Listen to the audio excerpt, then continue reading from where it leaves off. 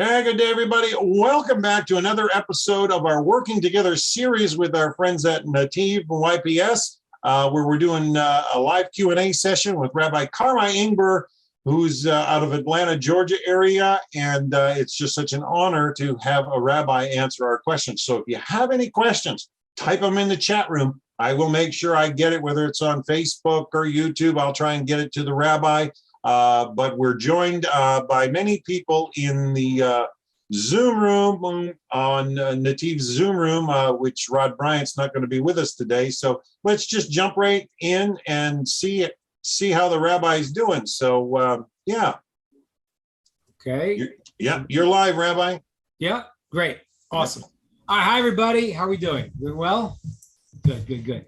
So I want to I'm going to say again a little, as we've been doing, I say a short idea, and then we'll talk about that, anything else you want to talk about. So I want to just give a little bit of a discussion about one of the 7 Noachide laws, which seems obvious, but in this current state that's going on in America and in the world, I think we need to reiterate this.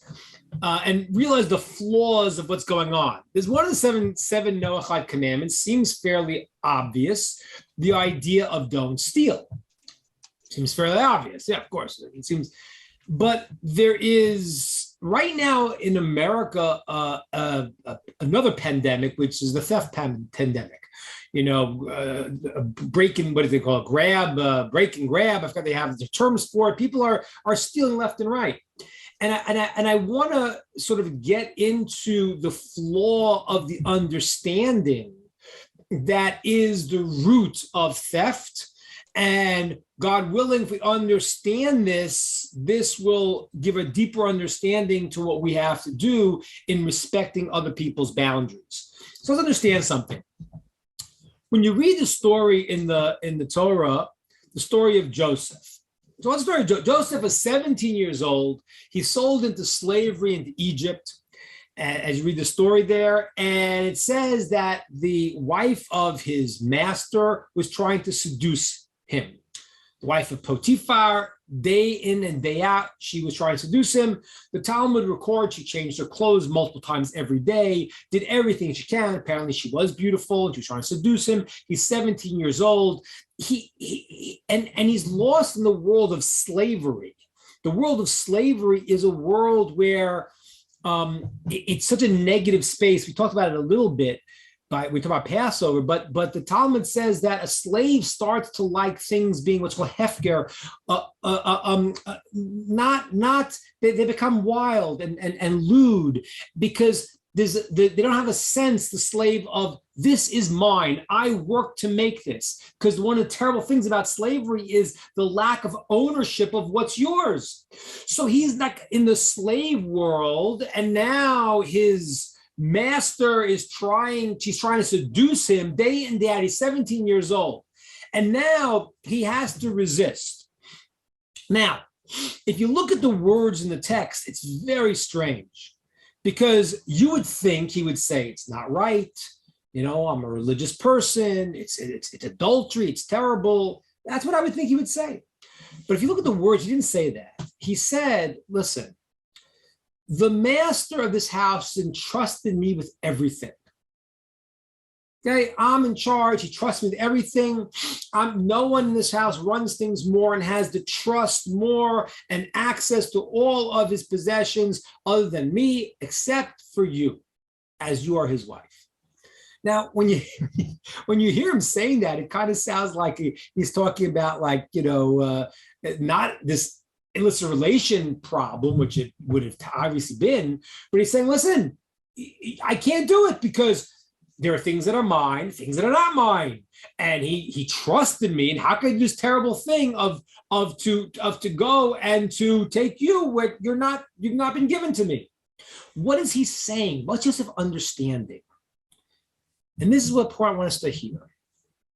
Joseph saw the world in the way it really is.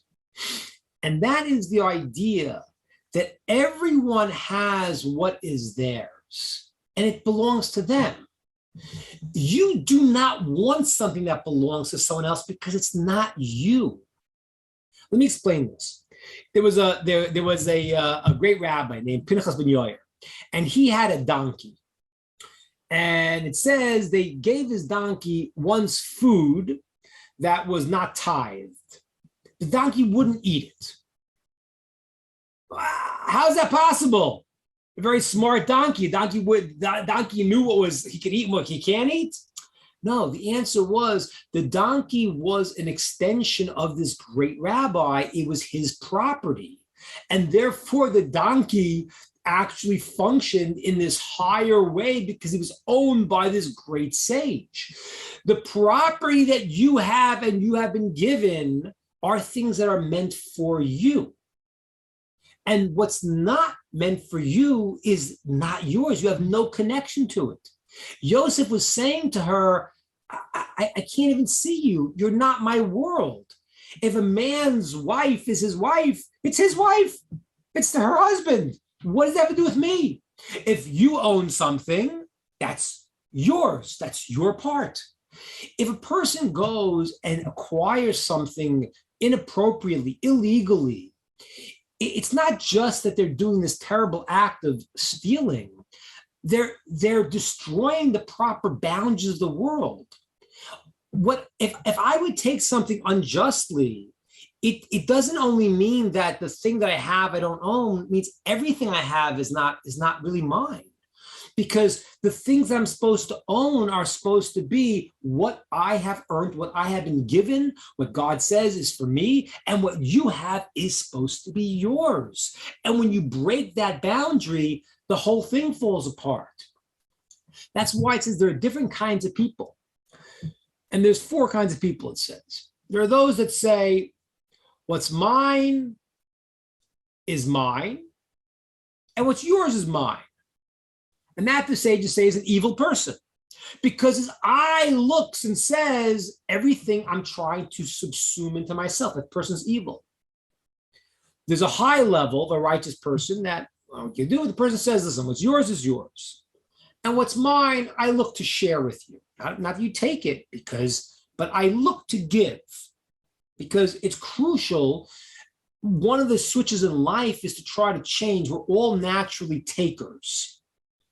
We take. That's what we do. When we're babies, when the baby is, 1 day old, it doesn't say, oh, my mother is tired, maybe I shouldn't cry now, because we are born to this world as takers. We want to nurse, The job in life is to become a giver. That's why in Hebrew, the word giving is the same word as ahava, as love. Yahiv is to give, hav is to give. Same word as to love. Why is that? Because we make a mistake. We think the people that I love is what I get. That's our natural state. The deeper meaning is that as I give to someone, I invest in someone, I love them more. That's why the child that you're working with, and it's so difficult, at a certain point you feel tremendous love because you've taken yourself and invested it in the other person. So there are those that all want to take what they get from you. There are those that say, listen, you have yours. I don't want to take your things. It belongs to you. But I want to find a way that mine can be yours too, and I can give you. Those are 2. Now, there's 2 other types of people. This one's a very tricky one. This one is a little bit like in America today. It says, mine is mine and yours is yours. Now, what is that? Is that a good person or a bad person? So the conclusion is that person is 2 different explanations. One is called he's an average person because he doesn't take what doesn't belong to them. Yours is yours, mine is mine. Another explanation is this is called the trait of Sodom. Because you still, if you're so separate from other people that theirs is theirs and yours is yours, it's good you have boundaries. But if you're not trying to help people at all, that could be a very dangerous quality. And then there's the 4th category of people that say, what's mine is yours, and what's yours is mine. Now, what do you call that? That's the big movement today in the world. And that's the root of the theft problem that's happening in America. Because it's not really yours, it belongs to everyone. It belongs to, it's okay. It's not really, you don't really own it. So yours is mine, mine is yours. What is that called? The Talmud says that's called an ignoramus, a fool. a fool.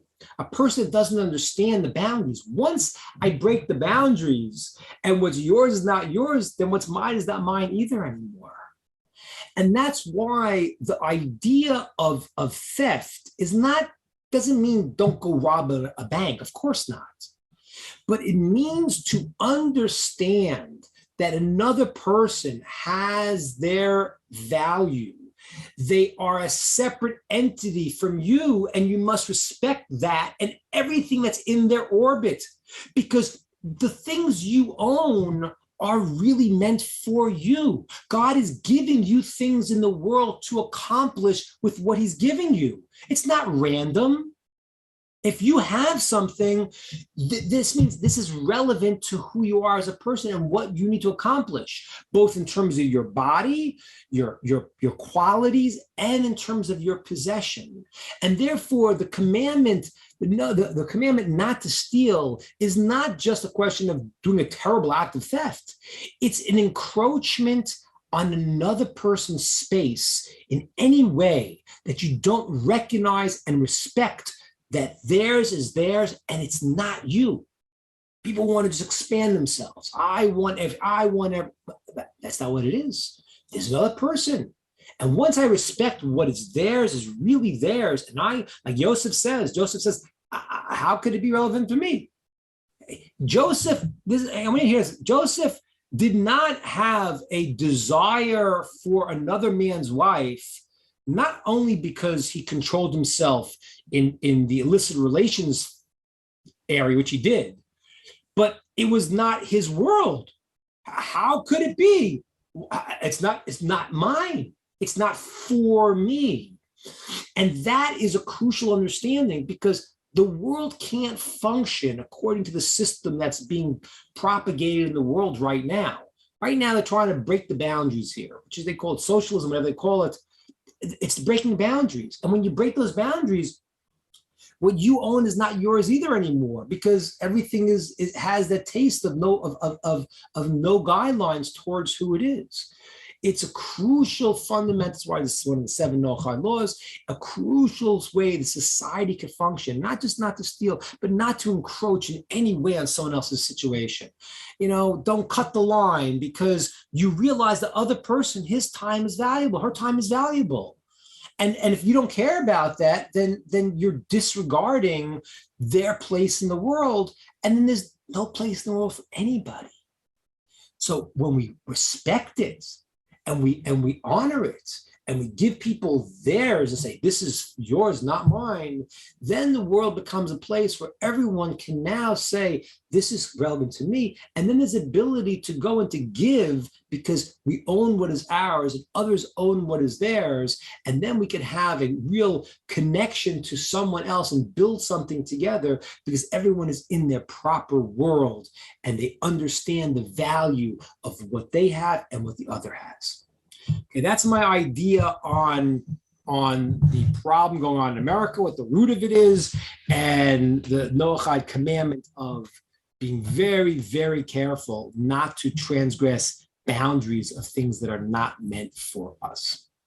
Okay, I'm going to open it up to questions on that, on this commandment, or on anything else that we'd like.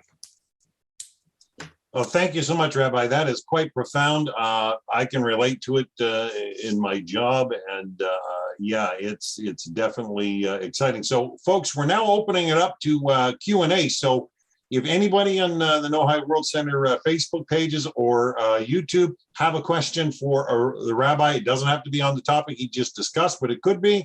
If you've got a question that you're looking for an answer from a learned rabbi, Rabbi Ingber is highly recommended by the Noahide World Center. And, he's a retired rabbi from Atlanta, Georgia. So we're just honored to have time with him and to have him open his years of experience to those that may have questions. So if you got any questions, type them in the chat room. If anybody on the Nativ Zoom room has a question, put up the hand, and I'll try and flag it to the rabbi.